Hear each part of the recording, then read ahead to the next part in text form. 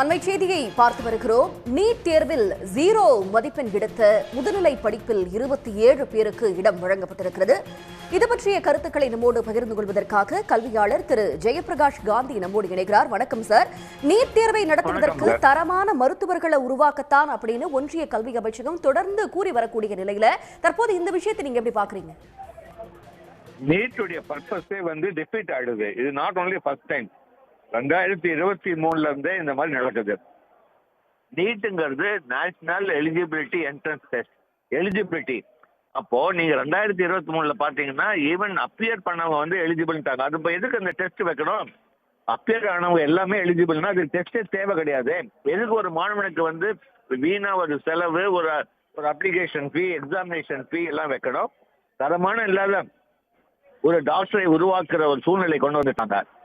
அப்போ நாம என்ன பண்ணணும் அப்படின்னா, கண்டிப்பா நீட் எலிஜிபிலிட்டி அந்த பழைய என்ன system supreme court first time என்ன சொன்னாங்க, 50% அந்த இது கொண்டு வரணும். இது இல்லாம தனியார் மருத்துவமனைக்கு ஆதரவாக, தனியார் மருத்துவக் கல்லூரிக்கு ஆதரவாக இந்த மாதிரி சிஸ்டத்தை கம்ப்ளீட்டா டைல்யூட் பண்ணிட்டாங்க. அதனால்தான் ஈவன் தரமற்ற மாணவர்கள் ஒரு பிஜி ஸ்பெஷலைசேஷன் பண்றதுக்கு வாய்ப்பு ஆகிறது. அதுவும் 0 மார்க், நெகட்டிவ் மார்க் வாங்கினவெல்லாம் இன்னைக்கு ஒரு எம்பிபிஎஸ் பிஜியில பண்ணா என்ன ஃபியூச்சர்ல என்ன ஒரு நம்மளுக்கு ஒரு ஸ்டெபிலிட்டி கிடைக்கும், ஃபியூச்சர்ல ஒரு மக்களுக்கு எப்படி நம்பிக்கை இருக்கும் அப்படிங்கிறது ஒரு கேள்விக்குறியா தான் இருக்கிறது. இணைப்பில் மிக்க நன்றி திரு ஜெயபிரகாஷ் காந்தி. நீட் தேர்வில் 0 மதிப்பெண் எடுத்த முதுநிலை படிப்பில் 27 பேருக்கு இடம் வழங்கப்பட்டிருக்கிறது. இது பற்றிய கருத்துக்களை நம்மோடு பகிர்ந்து கொள்வதற்காக கல்வியாளர் திரு பிரின்ஸ் கஜேந்திர பாபு நம்மோடு இணைகிறார். வணக்கம் சார். வணக்கம். 0 மதிப்பெண் எடுத்தவர்களும் தகுதியானவர்களாக தற்போது அறிவிக்கப்பட்டிருக்கக்கூடிய நிலையில அவர்களுக்கும் சீட் வழங்கப்பட்டிருக்கிறது. இந்த விஷயத்தை நீங்க எப்படி பாக்குறீங்க? யூஜி நீட் ஆகட்டும், பிஜி நீட்டாக இருக்கட்டும், பர்சன்டேஜ்ல இருந்து பர்சன்டைலுக்கு மாறினது எதுனாலன்றத இது வரைக்கும் விளக்கல. அந்த பர்சன்டைல் வந்ததுக்கு பிறகு யாராலையுமே அதை எளிதாக புரிந்து கொள்ள முடியல.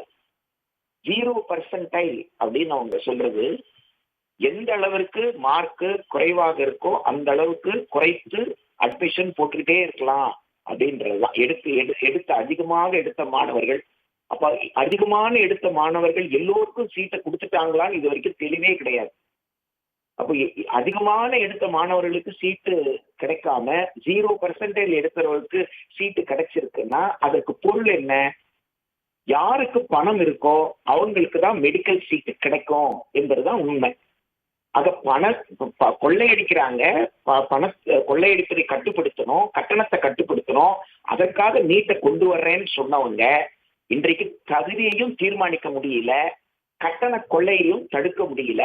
நீட் வந்த பிறகு பெரும் பணக்காரர்கள் தான் யூஜி நீட்லயும் அதிகமா சேர முடியுது. தனியார் கல்லூரிகளை பொறுத்த வரைக்கும், தனியார் பல்கலைக்கழகத்தை பொறுத்த வரைக்கும் அதே நிலைமை தான் பிஜி நீட்டும் தான்.